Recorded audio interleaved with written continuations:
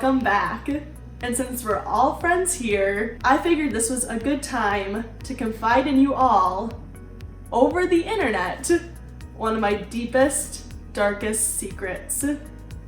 I am horrified of Black Friday shopping, and I've had my fair share of it. There's something about the rabid pursuit of a good deal that makes me nervous about what could happen. The crowds, trekking through stores you normally wouldn't go into, and the competitive instinct that make people think that while they previously did not need a new pair of mittens or a bigger, larger TV, it's now the mission of a lifetime.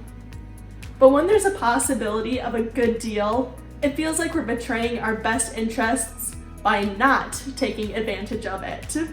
A discount is something we can all get behind, but sometimes there's consequences when it comes in the search of the greatest deal possible.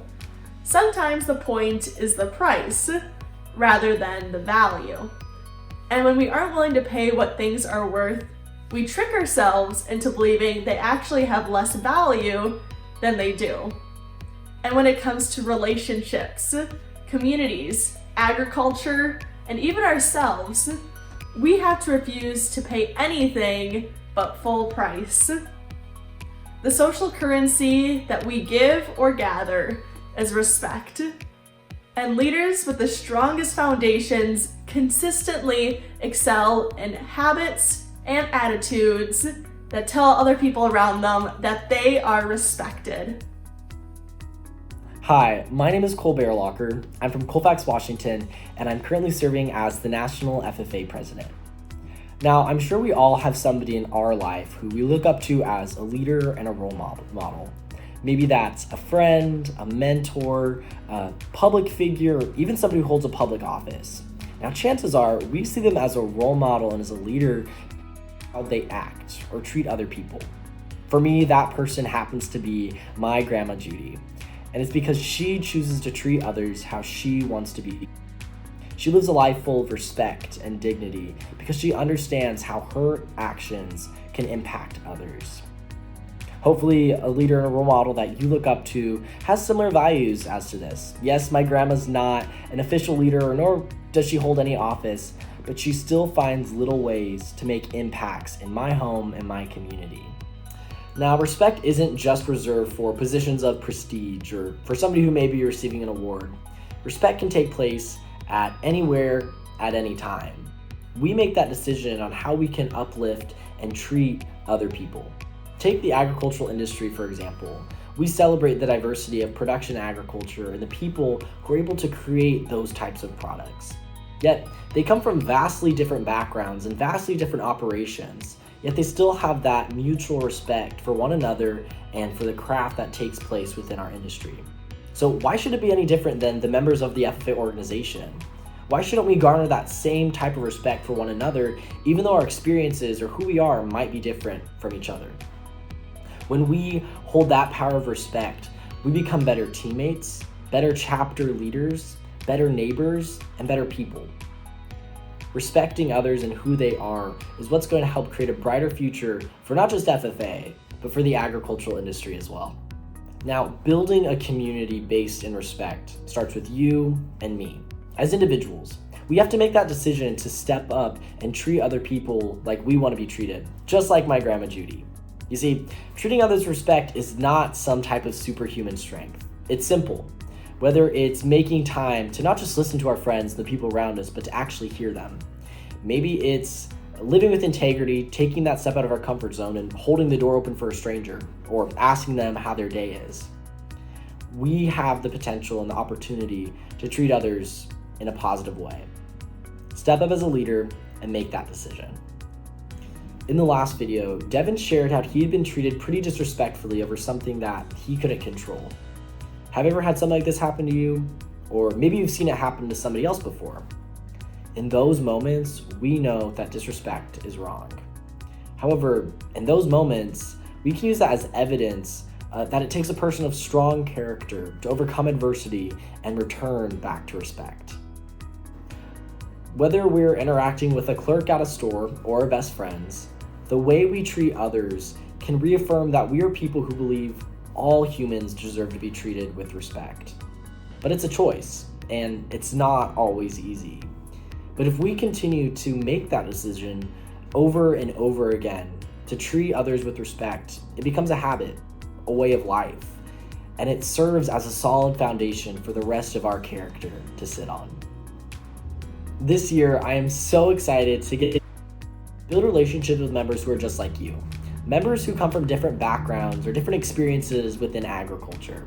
Whether you're from a rural community or an urban city, you have a place within this organization. There's a purpose and a role for you. I can't wait to meet all of you and to hear your stories and the relationship you have with agriculture. We as members of the FFA create an environment that is demanding of respect when we choose to live with an open mindset. Respect as a two-way street is so important for each of us. You see, you can't earn respect if you're not willing to give respect. So make that initiative. Somebody who's different than you, who has a different idea or mindset, because they probably have a different experience, a different walk of life. And that's something that's worth celebrating, because at the end of the day, we are all FFA members. What a perfect way to put it, Cole. Now we'll pass it over to another expert in respect. Hi, I'm Becca Hoeft, Chief Brand Officer at Sunrise Banks, and today I want to talk to you about respect. First, what is respect? Respect means that you accept somebody for who they are, even when they're different from you or you don't agree with them. Respect in your relationships builds feelings of trust, safety, and well-being. This is especially relevant in the world we live today and in our communities, whether it's our schoolmates, friends, family, or the neighbor you just don't know that well down the street. Because when we show respect to each other in our communities, we start to not only see each other and start to understand each other, but we also grow together. For example, this could mean finding common ground to do something special and make a great impact. There is so much hope and opportunity when respect is present. But respect isn't necessarily something you're born with. In fact, you have to practice giving respect. And today I want to share with you 3 steps to practicing respect to those in your community. The first step is simple and starts with you. Be grateful. Do the gratitude exercise. Start a list, or even say it out loud, of everything you are grateful for. It could be your warm bed, your family, your friends, your favorite teacher, the beauty in the snowflakes, the smell of fresh baked cookies, a new friend you just met. Do this daily for a few weeks and just see what happens. In the summer of 2020, I fell off my Vespa and shattered my legs. Many nights I couldn't fall asleep because of the pain. I was stuck in my wheelchair. I was feeling sorry for myself. But once I started doing this daily gratitude exercise, it was amazing, number one, how long my list was, but it was also so cool to see how my mindset started to change. And if we stop and think, there are so many things to be grateful for. Step 2 comes after practicing the grateful exercise for a few weeks.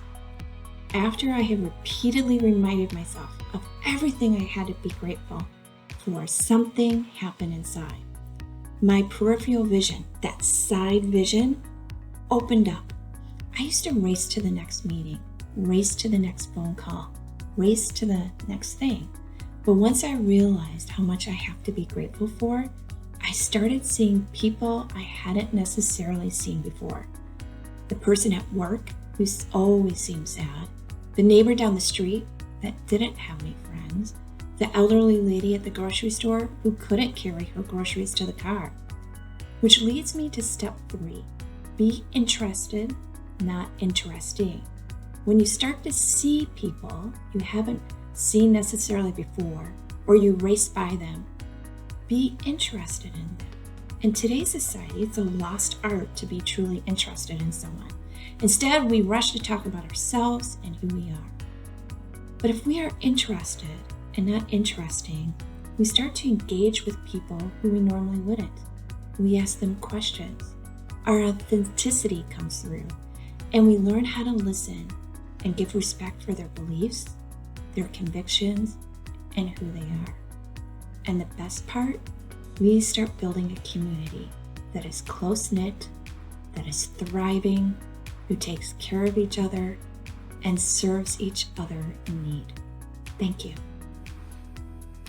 Respect is our foundational value, and we see so much good that springs out of that foundation. Whether it's in a relationship, a part of a community, or part of agriculture, we know that we cannot expect to find or lead success if we are not consistently offering respect to our world.